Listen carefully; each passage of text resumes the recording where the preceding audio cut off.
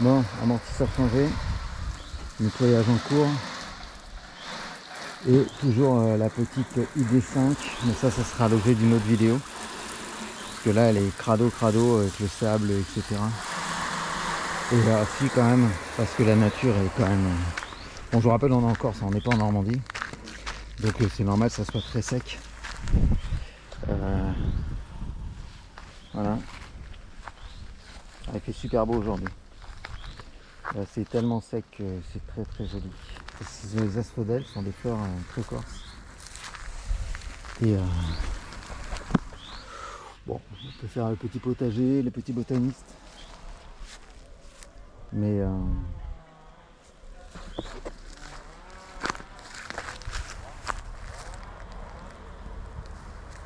va pas se mentir. Ah, il y a des figues qui arrivent.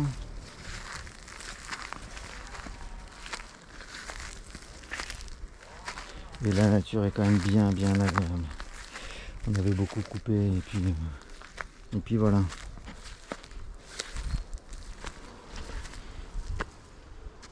Bon, allez, on est en train de tester les amortos. Dire qu'il fait beau est un euphémisme, il fait très beau. Donc voilà, sur ces petites routes. Et c'est mieux. En termes de pied de route, c'est mieux quand même. C'est pas non plus... on l'a pas transformé en Lotus Elise, mais...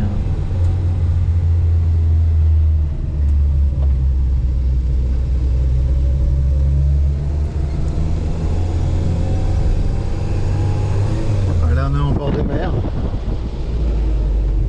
Hop.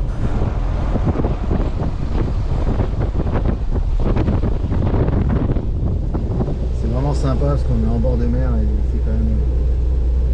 ça reste quand même sauvage, quoi.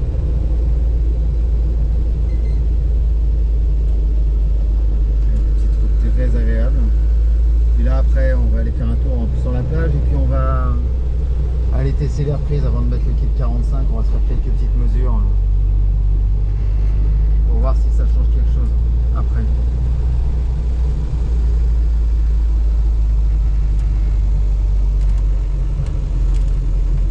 La vie est plus belle en Capelle.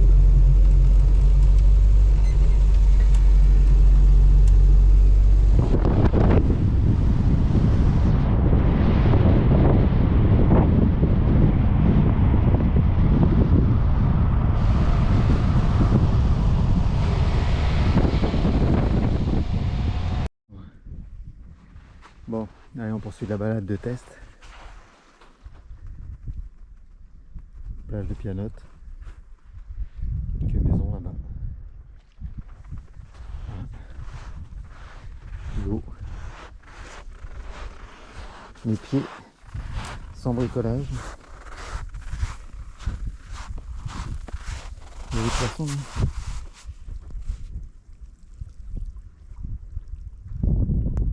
Allez, bonne chance. Bon, on va y arriver.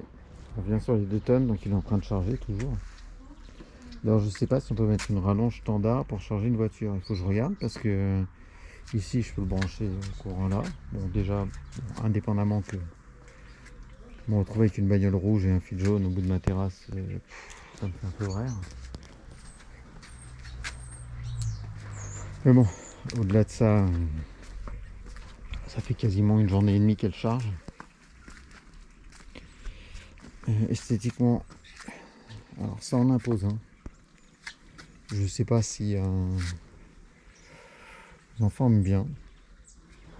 Bon, ça en impose. C'est énorme. Après, les jantes sont énormes aussi.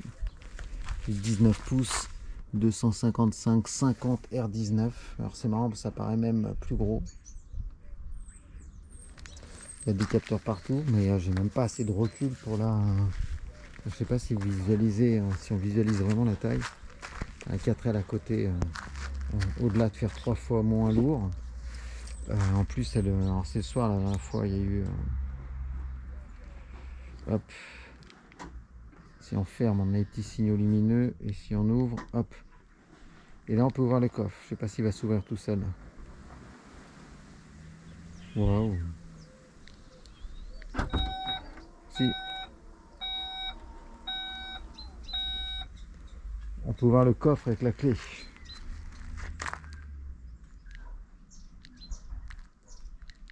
Est-ce qu'on peut fermer? Ok, on ferme les portes mais ferme pas le coffre. Peut-être en passant le pied dessous. J'avais vu des fois. Non. Ah. Ah. Hop. Ça c'est magique. Alors le coffre fait 549 litres. Là je rappelle, je suis loin. Bon, ça c'est impressionnant.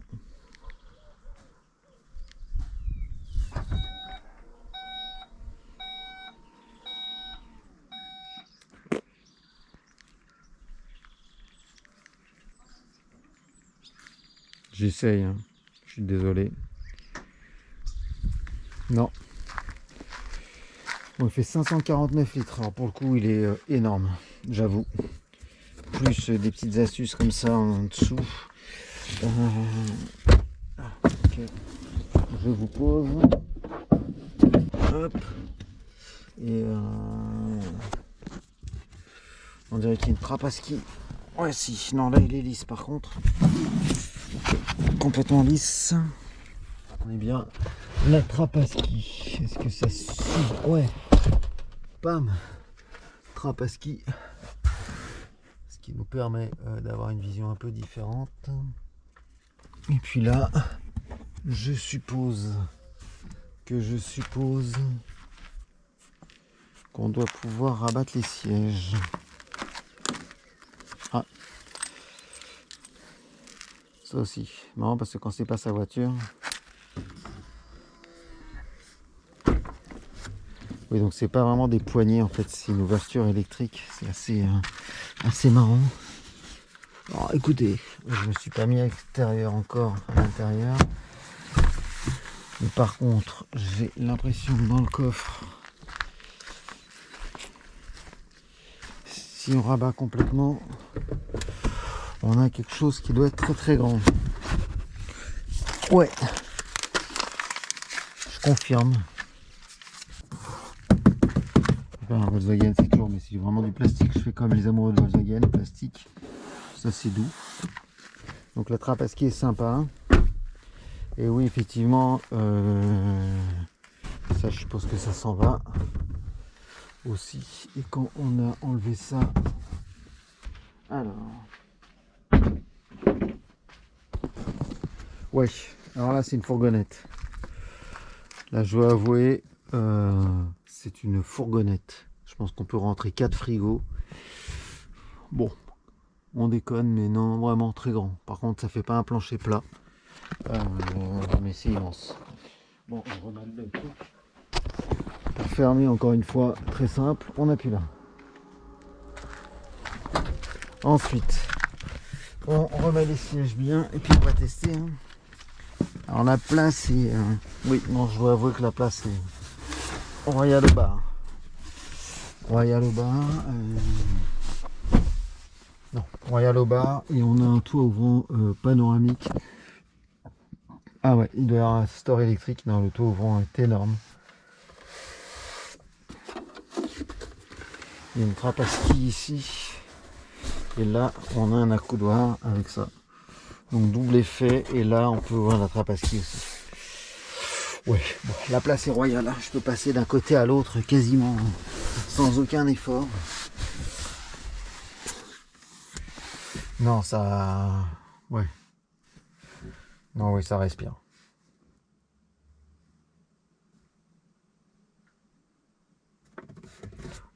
Qualitativement, on reste dans du...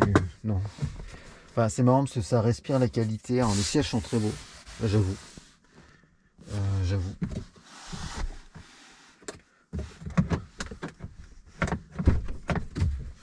Je sais pas si vous voyez. Alors, les sièges sont très très jolis. Là-haut, on a des petits LED très sympas aussi. Et le toit ouvrant est quand même très très gros. Donc on va aller voir devant ce que ça nous dit. en tant que passager. Quand on a le fameux sac jaune dans les affaires là. Après on fera plus tard un essai sur route, mais ouais, je sais pas si c'est du cuir ou si c'est du plastique mou. Mais de la même façon, c'est plutôt joli. Ah, le sac à dos, mais ouais, c'est assez marrant parce que je suis mitigé sur la perception. La perception est très bonne. On a un sentiment très qualitatif, mais très futuriste. Et en même temps, quand je le teste comme le font les amateurs et la poignée, là, elle est en plastique. Alors vous avez à la fois ces petites lumières, vous avez à la fois ce faux cuir, je pense que c'est un faux cuir, mais il est sympa. Et à la fois, voilà, vous êtes dans le syndrome Renault, là, où on vous dit toujours, les gens ils tapent sur les trucs Renault. Finalement, voilà. Bon, vous avez vos prises là qui sont très pratiques.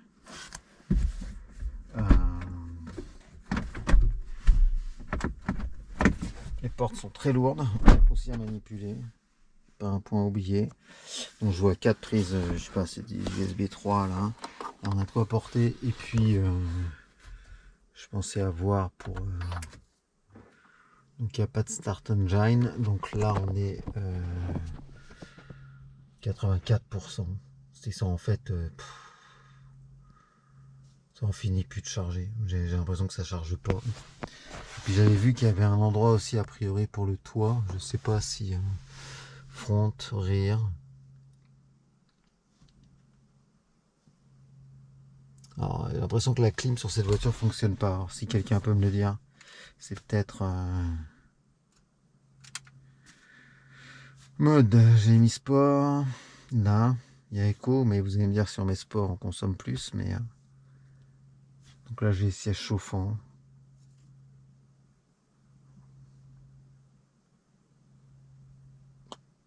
Ah oui, c'est vrai qu'en fait, mode.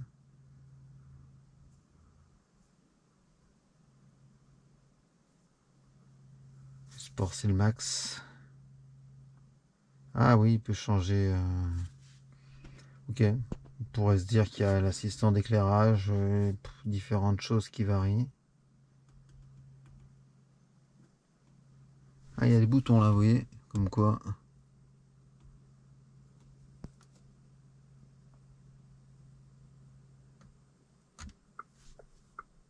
Oh, c'est joli.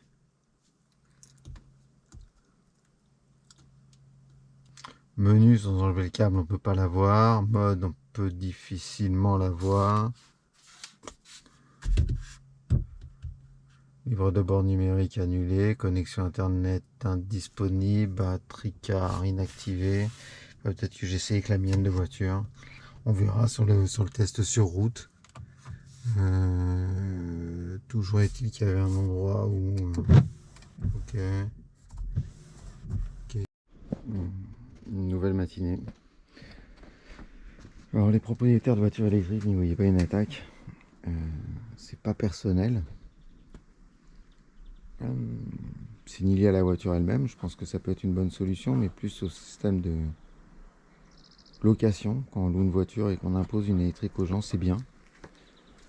Comme j'ai déjà dit, c'est déjà bien que j'ai une prise dehors. Ça c'est déjà pas mal, parce que je pense que, encore une fois, à la montagne j'ai une prise, mais il va falloir que je mette une rallonge standard. Quand je vois la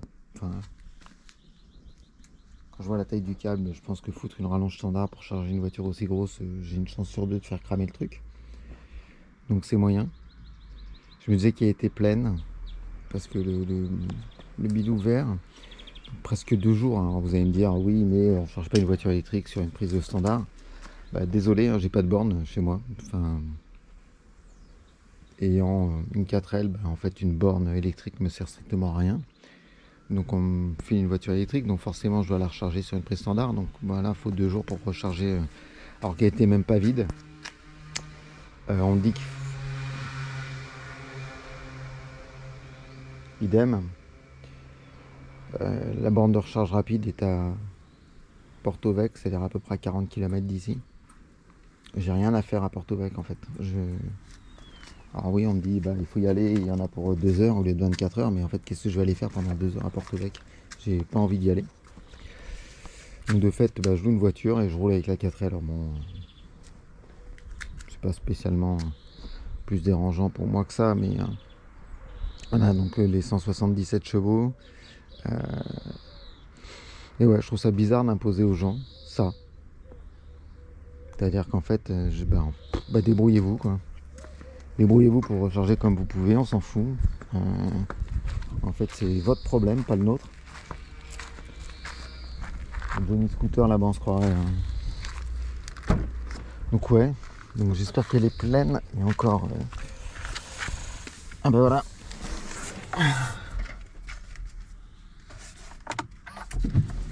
Hop. Ouais, 100%. Donc j'ai 450 km d'autonomie. Donc bon, je vais la débrancher. Voilà.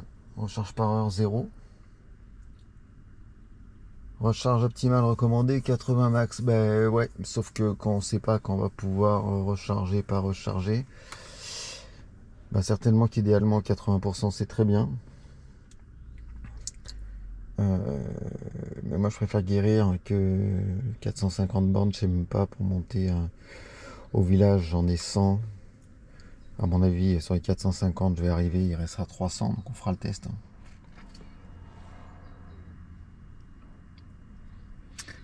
Une fois que je suis en haut, il faut que je redescende à Ajaccio, il y a encore 100, donc ça en fait 100 de moins, et puis sur place il faut peut-être que je bouge. Donc ça se trouve avec un peu de peau, j'aurais pas besoin de recharger avec une vieille rallonge pourrie. Mais bon, la plus belle est là. Et ça c'est un peu l'essentiel. J'ai dû oublier à un moment ou un autre de me laver les mains. Regarde, c'est ça, ce genre de matière là, c'est tout de suite dégueu. Bon, on va débrancher l'engin. Puis je vais le ranger, je me demande si je vais pas faire si je vais pas m'attaquer au frein de la 4L. Je sais pas s'il faut débrancher ça d'abord, je suis pas non plus un grand...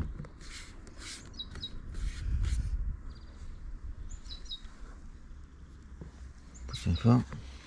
Tire fort, ça marche pas. On va déjà débrancher. Je suppose. Hop. Déjà j'ai débranché là. C'est rouge. J'arrive pas, il y a une poignée.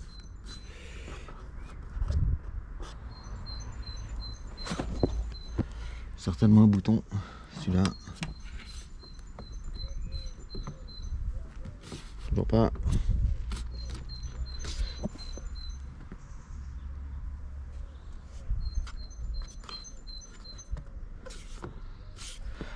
Et rouge, rouge, rouge. Je sais pas comment on enlève. C'est mon fils qui l'a fait depuis le début. Peut-être un... Bref, bon, je vais aller me renseigner auprès de la maréchaussée.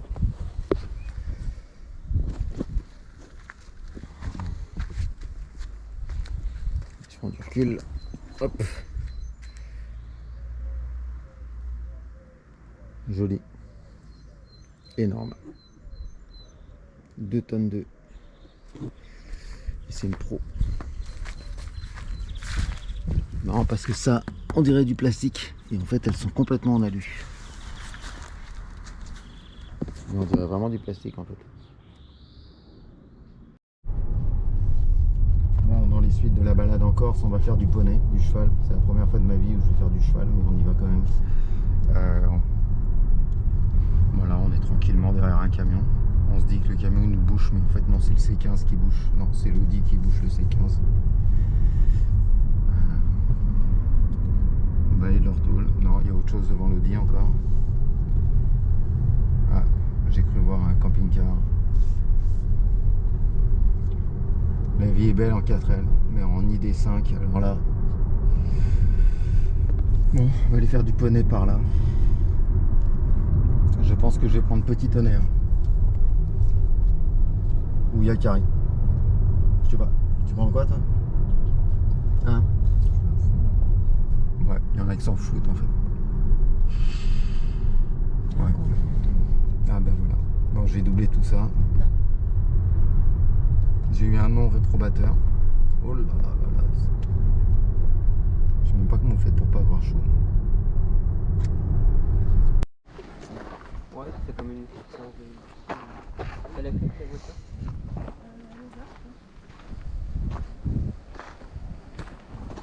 Bon, On est toujours avec l'auto. C'est très très beau et très très chaud.